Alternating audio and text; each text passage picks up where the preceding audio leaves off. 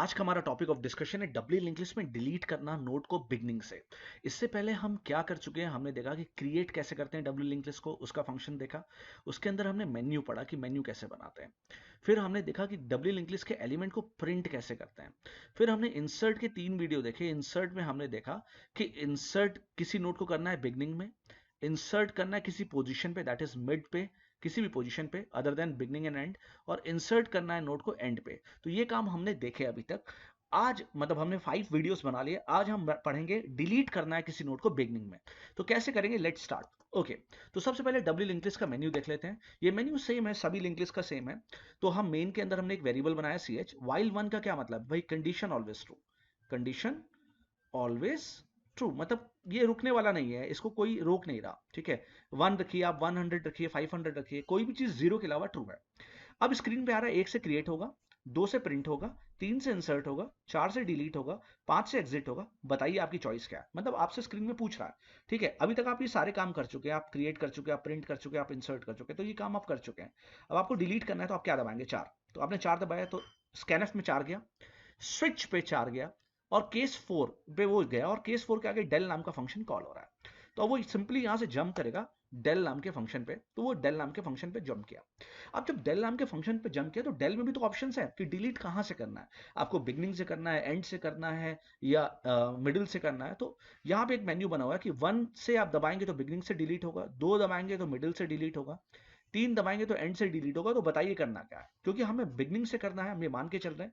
तो हमने 1 दबाया, तो स्विच में क्या गया 1, केस 1 के आगे क्या है, डिलीट बिग नाम का फंक्शन कॉल हो रहा है। तो डिलीट बैक बिगनिंग नाम का फंक्शन, ये फंक्शन कॉल हो रहा है। तो यहां से ये फंक्शन कॉल हो रहा है, तो हम यहां फंक्शन पे जंप करेंगे। मीनवाइल आपके सामने ये डब्ल्यू लिंक लिस्ट बनी हुई है, जिसमें क्या है, 4 नोड है, दैट इज 4, 5, 6 एंड 7। 4 का एड्रेस है 100, और टेल का जो एड्रेस है दैट इज 400। ये अभी पीटीआर कुछ भी नहीं है, दैट इज नथिंग, इसमें कंफ्यूज होने की जरूरत नहीं, हेड और टेल है। अब हम चलते हैं डेल बैग नाम के फंक्शन के पास। तो ये डेल बैग नाम का फंक्शन है। हम डेल बैग नाम के फंक्शन को समझना शुरू करते हैं। हमने क्या बनाया, एक पॉइंटर बनाया पीटीआर, इसमें हेड डाल दिया। तो ये पॉइंटर का डेटा टाइप क्या है, नोड 1। अब ये नोड 1 क्या है, मैंने आपको बताया कि इस लिंक लिस्ट को बनाने के लिए हमने एक स्ट्रक्चर बनाया जिसका नाम है नोड, जिसके अंदर 3 पार्ट, एक डेटा पार्ट और 2 एड्रेस पार्ट, एक नेक्स्ट का एड्रेस, एक प्रीवियस का एड्रेस। और इस स्ट्रक्चर का हमने एक वेरिएबल बनाया नोड 1। और अब हम इस स्ट्रक्चर को हमने टाइप डिफाइन कर दिया। तो इसका मतलब अब इस पूरे स्ट्रक्चर को कौन रिप्रेजेंट कर रहा है, नोड 1।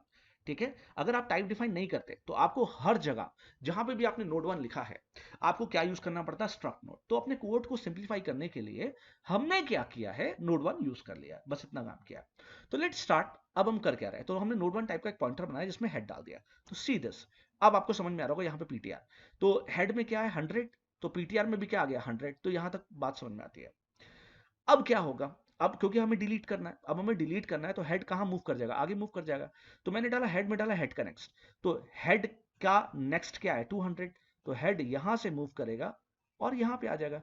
तो हेड की नई लोकेशन क्या हो जाएगी 200, और हेड यहां से खत्म हो जाएगा। तो हेड यहां से हम हट खत्म कर दे रहे हैं, फाइन। अब हेड के प्रीवियस में, अब ये नोट तो जा रही है, तो हेड के प्रीवियस में क्या होगा, नल। वैसे भी आप जानते हैं पहली नोट के पहले कुछ नहीं होता। तो हेड हेड ये हेड है, इसके प्रीवियस में क्या डाल दो, नल। तो यहाँ पे जब हम नल डालेंगे तो यहाँ पे नल आ जाएगा। तो जैसे ही नल आएगा तो ये जो कनेक्टिविटी थी ये टूट जाएगी। ठीक है, भले ये अभी पीटीआर इसको पॉइंट कर रहा है लेकिन उससे फर्क नहीं पड़ता, हेड के प्रीवियस में अब नल आ गया।